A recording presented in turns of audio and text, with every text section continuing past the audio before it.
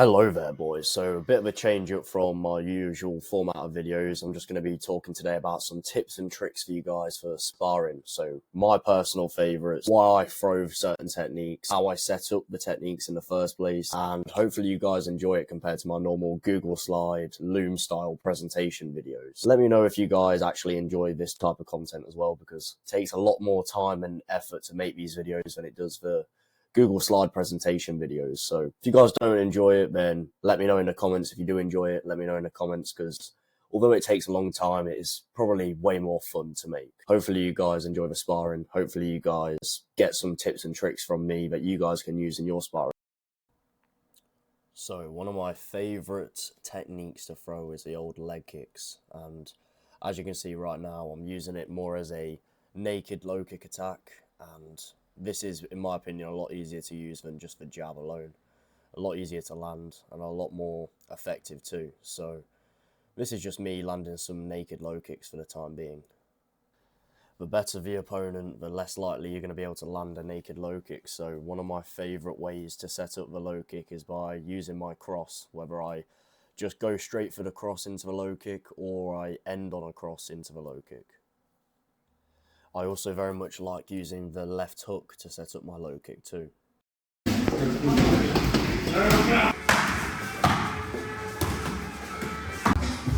Follow that up with a teep after.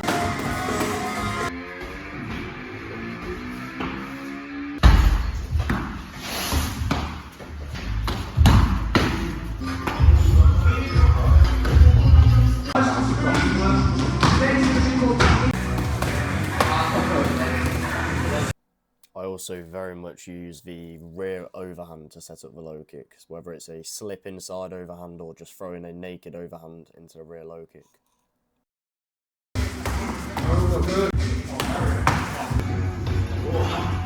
So I said to you guys earlier that I like using the cross into the low kick, but I actually got this off a YouTuber called MMA Shredded, and this is where I learned the cross into double step low kick, the darting cross into a double step low kick.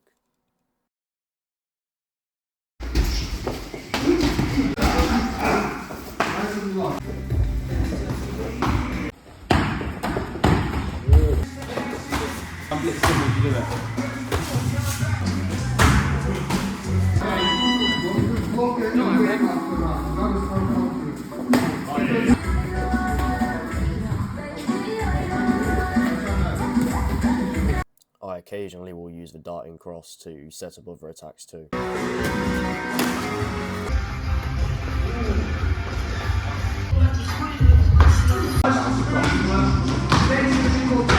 Don't worry, it's not just a leg kick fest, boys, but this is another way that I like to set up a low kick, the slip inside into the liver hook low kick.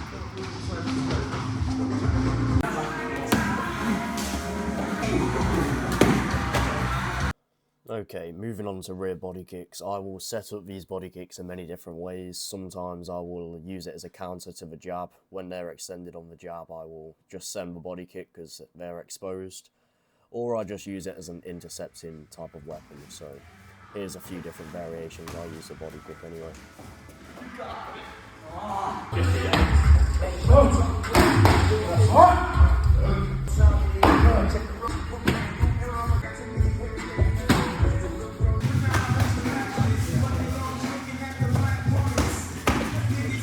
Just while you watch my beautiful techniques, if you guys are interested in any sparring tips or any extra help with sparring, then join the Size and Violence below. First link in the description. It will probably massively help your fight game, so yeah, join below.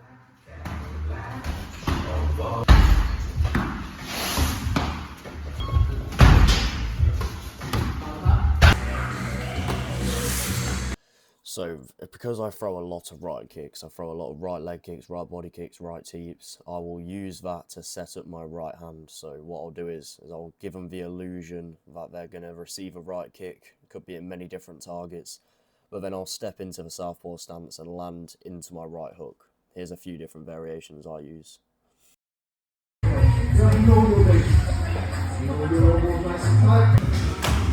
Nice. Say teep. Nice.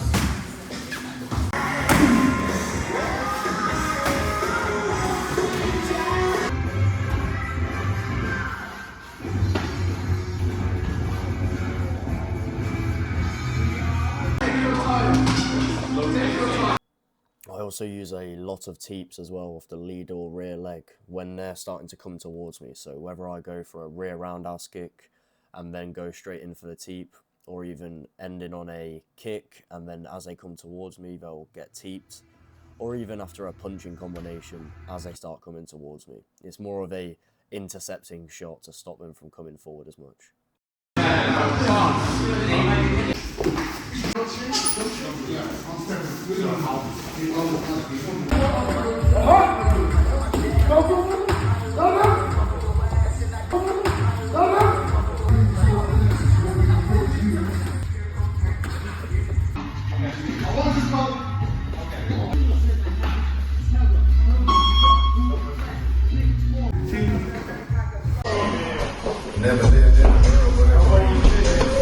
Now that they've started reacting to teeps, because people don't want to eat more than one teep, so as soon as you start landing one, they'll start reacting to them, they'll get respect from the teep. So I use it to set up other kicks or even hand combinations into kicks at the end.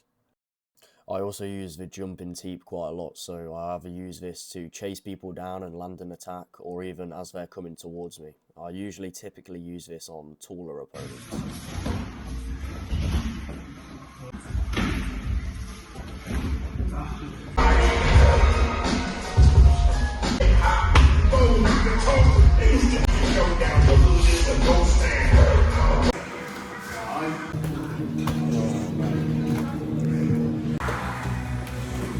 Trust me, once you've landed one or two of these jumping teeps, they will get respect for it. So what I like to do is I like to jump and threaten the jumping teep, and then I'll either end on a knee or even sometimes a left hook into the right low kick.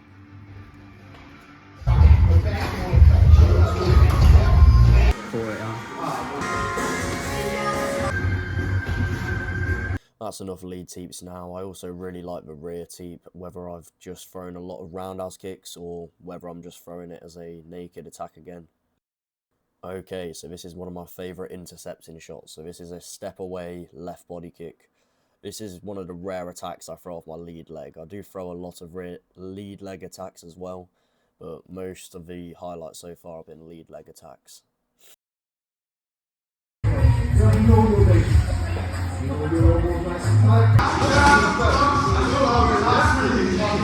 And it's just human nature, isn't it? Because I throw a lot of kicks, as you guys can see, that means that my opponents start throwing a lot of kicks at me as well. So that means I've got a very good catch and kick arsenal as well.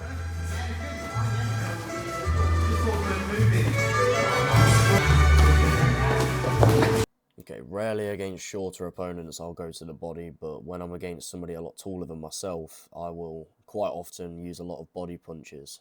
And there's many different variations of body punches I like to use, but here are my favourite ones anyway.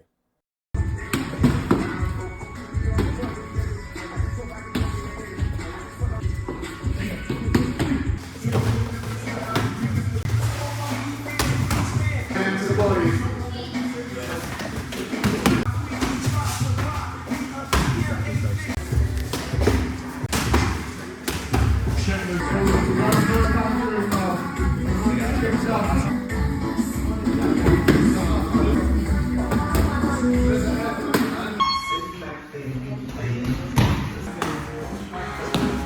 I also very much like the screw punch, especially after a rear hand attack, but it is a lot better to use this with the smaller MMA gloves.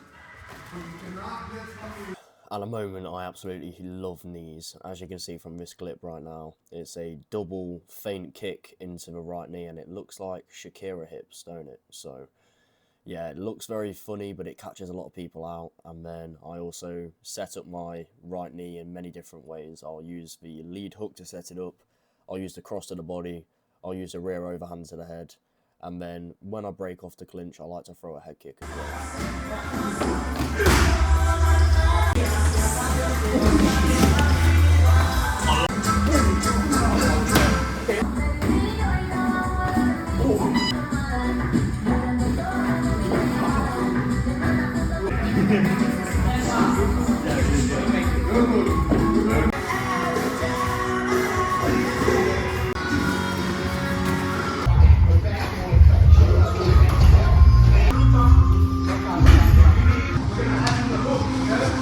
So you've just seen a few break away from the clinch head kicks, but I also set up the head kicks in many different ways, whether I look low, go high, whether I end on a combination, whether I set it up with a kick beforehand.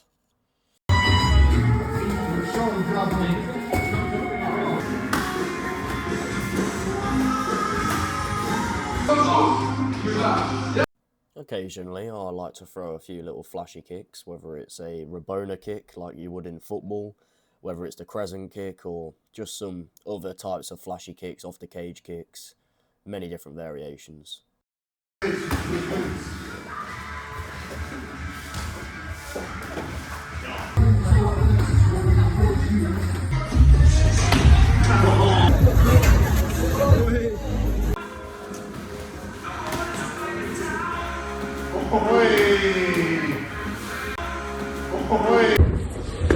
Yeah.